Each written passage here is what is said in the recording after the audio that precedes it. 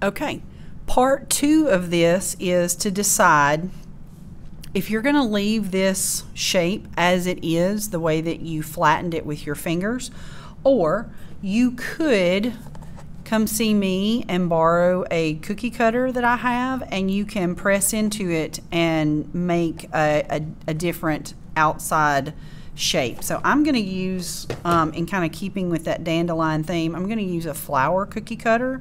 And so I'm going to make sure that it fits on here before I press into it. Make sure that I have enough flattened out so that nothing gets missed. And this fits on there perfectly, okay? So I'm just going to take my cookie cutter and I am going to press very firmly. And then I'm going to, before I lift the cookie cutter up, I'm going to peel away this excess, okay?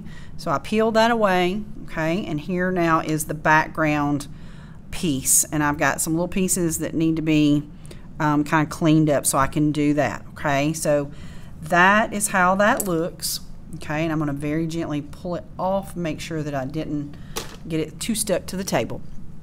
The next thing you're going to do is to take that 1/4 chunk, the 1/4 piece, and you're going to need to make your initial, and you can make you can do it kind of in cursive if you want to do it that way. It can be just a plain letter. It's however you want to do it. But what you're going to do is roll a coil for this. And a coil, remember, is when you move your hand back and forth. Now, this is extremely thick for a letter to go on this little delicate piece right here. So I am going to keep rolling that until it is a lot thinner.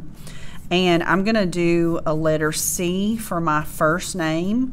This piece is way too big for me to do a letter C, so I'm going to be cutting it. Any extra that you have, you can keep, okay? So this, I'm just going to cut this because I think this is going to be plenty.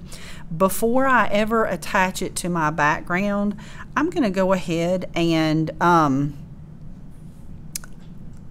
form out my letter on the table just to make sure that I get it the way that I want it before I attach it, because if I stick this to this, it won't come off without tearing it up. So kind of form your letter on the table before you attach it to your base piece. And once you're happy with it, then you can very, very carefully attach it to your base piece. So I'm going to attach it. I'm going to give it a little press. Okay, so you can kind of see now. I'll bring it up to the camera so you can see what that looks like. At this point, I'm going to go ahead and put it on my little placemat so that it can dry on there and I'm not pulling it and distorting it anymore. And the last thing I would like for you to do, and this is a finished piece that I did earlier just for practice, I want you to puncture 2 holes for a hanger in this. So you can see I've got 2 holes at the top so we can create a hanger, and all you're using for that is a little piece of straw. And so I think probably the best place for me is to put 2 little pieces here. So I am going to push and twist.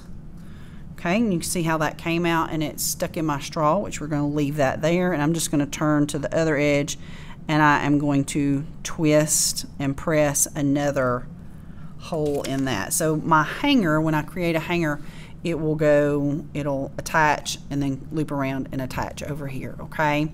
So this is what a finished piece can be like. Again, it needs to have your name on the transparency that we're using as a placemat. You have a base piece that has texture on it. You have your initial attached really well, and you have 2 holes near the top for the hanger. Just make sure that you don't do the holes super close to the edge and then that little piece will break, okay? We don't want that to happen, so make sure that the 2 little holes that you do come down just a little bit from the edge so it doesn't break apart.